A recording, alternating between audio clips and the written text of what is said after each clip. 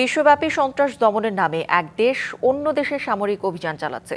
যুক্তরাষ্ট্র, Russia, Israel থেকে শুরু করে ভারত ও তুরস্ক সব দেশই নানা ধরনের আইনি বা নীতি ব্যবহার করে এই ধরনের অভিযান চালায়।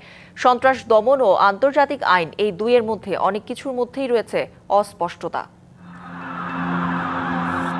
বিশ্ব রাজনীতিতে সন্ত্রাসী হামলার অজুহাতে দেশগুলো প্রায়ই অন্য দেশের ভূখণ্ডে সামরিক হামলা চালায়। যুক্তরাষ্ট্রের ক্ষেত্রে 2001 সালের টুইন টাওয়ার হামলার পর AUMF আইন এবং আত্মরক্ষা এই ব্যাখ্যায় এ সকল অভিযানকে বৈধ বলে দেখানো হয়। রাশিয়া তাদের ইন্টারন্যাশনাল সিকিউরিটি ডকট্রিন ব্যবহার করে ইউক্রেনে হামলা চালাচ্ছে। ইসরায়েল প্রতিরক্ষামূলক আত্মরক্ষা নীতি ব্যবহার করে গাজা, লেবানন, সিরিয়ায় হামলা চালায়।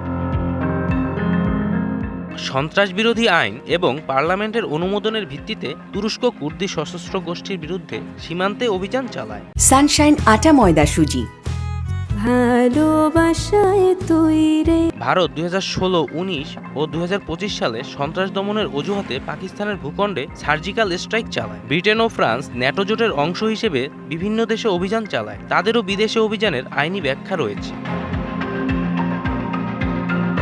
বিশ্ব মানবাধিকার সংস্থা ও আন্তর্জাতিক বিশেষজ্ঞরা বলছেন, এসব হামলা প্রায়শই রাষ্ট্রীয় সার্বভৌমত্ব এবং আন্তর্জাতিক আইন লঙ্ঘন করে। আইন নির্ভর ব্যাখ্যা থাকলেও বাস্তবতায় রাজনৈতিক সন্ত্রাসকে অজুহাত হিসেবে দেখিয়ে বিদেশে অভিযান চালানো কতটা বৈধ বা কতটা আগ্রাসন, সেটাই এখন আন্তর্জাতিক সম্প্রদায়ের বিতর্কের কেন্দ্রবিন্দু। জয় রায়, ডিবিসি নিউজ ডেস্ক।